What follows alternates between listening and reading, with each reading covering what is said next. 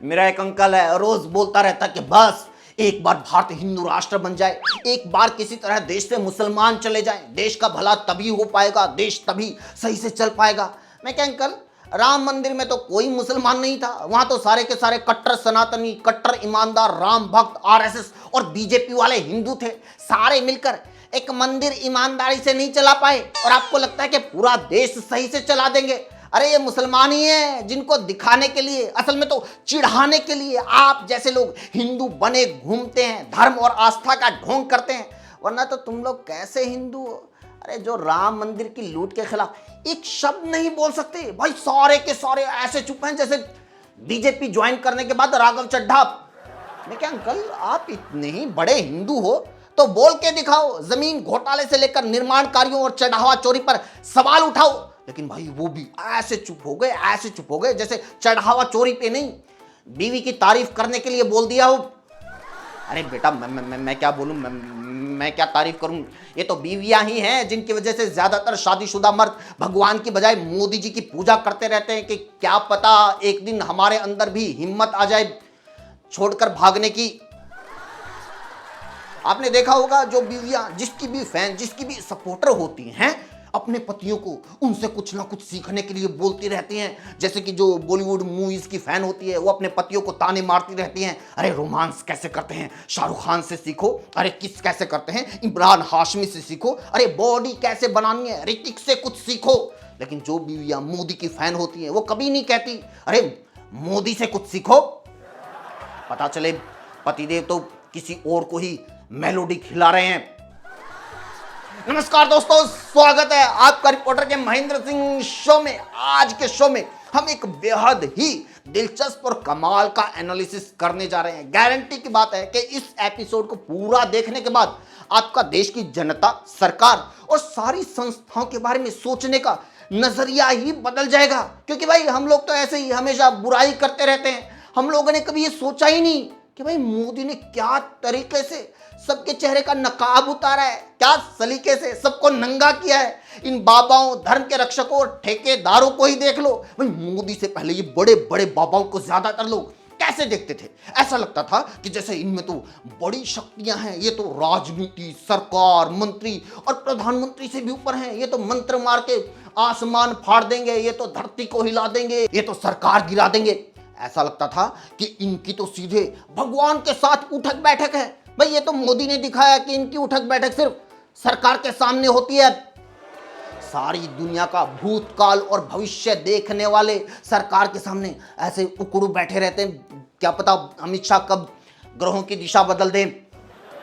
धीरेन्द्र शास्त्री को ही देख लो, उनके पास सीधे हनुमान जी का फोन नंबर था, उनका सिग्नल सीधे भगवान तक जाता था, जो भगवान से बात करते थे। आज उनकी हिम्मत नहीं हो रही कि हनुमान जी के पूज्य भगवान राम के मंदिर में लूट करने वालों का नाम ही ले दें, क्योंकि उनको भी पता है कि अगर मुंह खोला तो सरकार तुम्हारे सिग्नल का टावर ही उखाड़ देगी।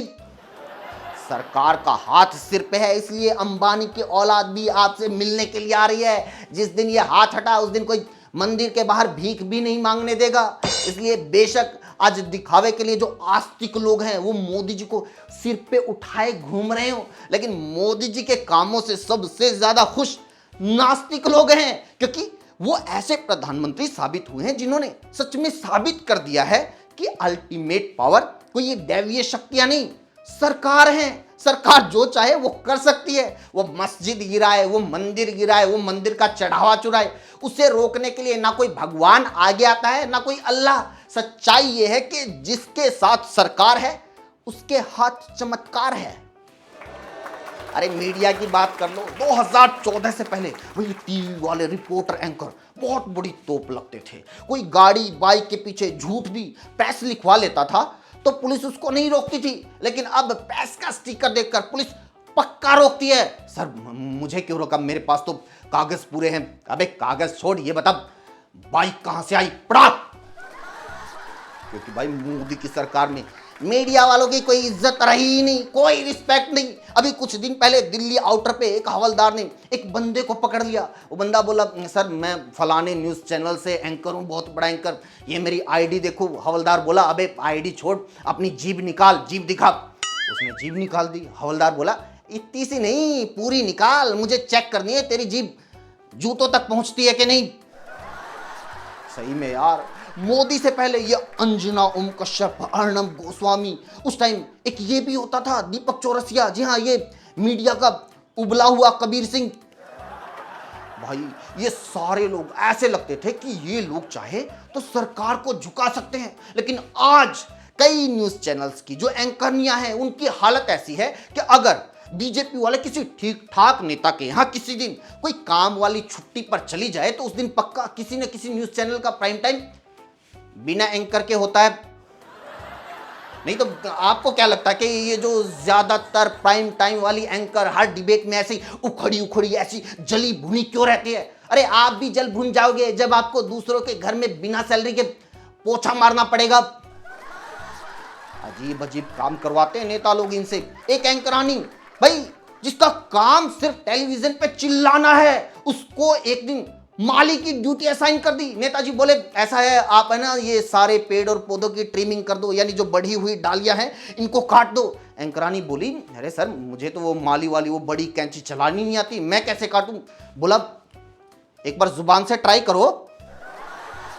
और भाई साहब एक होते थे ये बॉलीवुड वाले स्टार, सुपरस्टार, लोग भगवान की तरह पूजते थे इनको, इनकी तरह स्टाइल मारते थे, इनकी तरह हेयर स्टाइल रखते थे, इनकी तरह टशन दिखाते थे, कहते थे कि हम तो फलाने सुपरस्टार को देखकर ये सीखते हैं, वो सीखते हैं, उनको देख के एक्टिंग सीखते हैं। अब वो फलाना सुपरस्टार खुद बोलता है कि हम तो खुद मोदी जी को देख के सीखते हैं।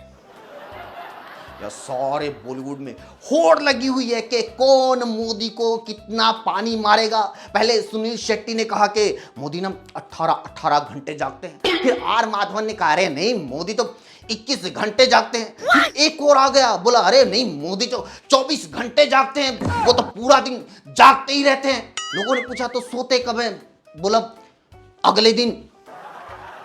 बॉलीवुड वालों की तरह मोदी ने लेवल दिखाया हमारे देश की जुडिशरी को, क्योंकि आपने देखा होगा कि कुछ साल पहले तक जजों का, अदालतों का क्या रुतबा, क्या डर होता था। जज और अदालतों से सरकारें डरती थी।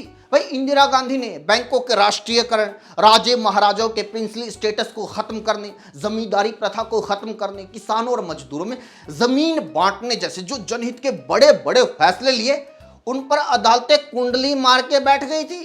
कोर्ट ने सारे फैसलों को रोक दिया था, रोक लगाती थी। यहां तक कि कोर्ट ने प्रधानमंत्री होते हुए एक छोटा सा टेक्निकल फॉल्ट निकाल के इंदिरा गांधी के चुनाव को रद्द कर दिया था। लेकिन भाई आज कोर्ट और जजों की हालत यह है कि दिल्ली में एक वकील राकेश किशोर ने देश के मुख्य न्यायाधीश को जूता मारने की कोशिश की, लेकिन देश के किसी जज, किसी अदालत में इतनी हिम्मत नहीं हुई कि राकेश किशोर के खिलाफ कार्रवाई कर दे। क्यों? क्योंकि राकेश किशोर मोदी भक्त था, वो तो कट्टर राष्ट्र भक्त था। आज हर गली मोहल्ले में मोदी भक्तों की टोलियां घूम रही हैं, कानून की धज्जियां उड़ाती हुई, रेहड़ी वालों पर हमला करती हुई, किसी को भी पीटती हुई, लोगों का खाना चेक करती हुई। लेकिन एक जमाने में प्रधानमंत्री की कुर्सी खाने का दम रखने वाली जुडिशरी में आज प्रधानमंत्री के सपोर्टर्स पर भी कार्रवाई करने की हिम्मत नहीं है। अरे ऐसे कैसे कार्रवाई करते हैं? जरूरी थोड़े कि वो लोग हर बार जूता मारने की सिर्फ कोशिश ही करें। और आखिर में उनकी बात करते हैं जिनको मोदी जी ने सबसे ज्यादा एक्सपोज किया है, तसल्ली से नंगा किया है, वो है इस देश की जनता। याद करो 2014 से पहले इस जनता के बारे में हमें क्या लगता था कि यार ये लोग ना भ्रष्टाचार और महंगाई से परेशान हो गए हैं, ये निर्भया कांड के बाद महिलाओं की सुरक्षा चाहते हैं, ये देश से भ्रष्टाचार और महंगाई को मिटाना चाहते हैं। लेकिन मोदी जी ने कुछ ही साल में साबित कर दिया कि ये लोग घंटा कुछ नहीं चाहते, ये सिर्फ हिंदू मुसलमान और पाकिस्तान पे डिबेट चाहते हैं। इन लोगों ने मनमोहन सिंह की सरकार को हराया इसलिए था क्योंकि उस सरकार ने भ्रष्टाचार के आरोप लगते ही मंत्रियों तक को जेल में डाल दिया था, उनके इस्तीफे लिए थे, भ्रष्टाचार के खिलाफ आरटीआई जैसा कानून बनाया था जिसने गांव तहसील से लेकर मंत्रालय तक के करप्शन को एक्सपोज किया था। जहां तक महंगाई की बात है, ये तो आपको अच्छे से पता है कि यहां पर ऐसे लोग बैठे हैं जो 500 रुपए लीटर तेल, E100 पेट्रोल डीजल और 5000 का सिलेंडर लेने के लिए तैयार बैठे हैं। और भाई महिला सुरक्षा की बात आपको पता ही है कि महिलाएं खुद बलात्कारियों के स्वागत में फूल मालाएं लिए खड़ी हैं। अरे हम तो वोट तभी देंगी जब हमारे बाबा जी को पैरोल मिलेगी। यानी मोदी जी ने भाई सिंगल हैंडेडली इस देश की जनता, मीडिया, बॉलीवुड, बाबाओं से लेकर जुडिशरी तक सबको एक्सपोज कर दिया और सबके माथे पे लिख दिया सब नंगा सी। इसी के साथ वीडियो में इतना ही दोस्तों। कैसे लगी कमेंट करके ज़रूर बताइए और लोगों तक पहुंचाइए। वीडियो को शेयर कीजिए। जुड़ने के लिए चैनल को ज़रूर सब्सक्राइब कीजिए और हाँ, बेल आइकन को ज़रूर प्रेस कीजिएगा। Thank you so much.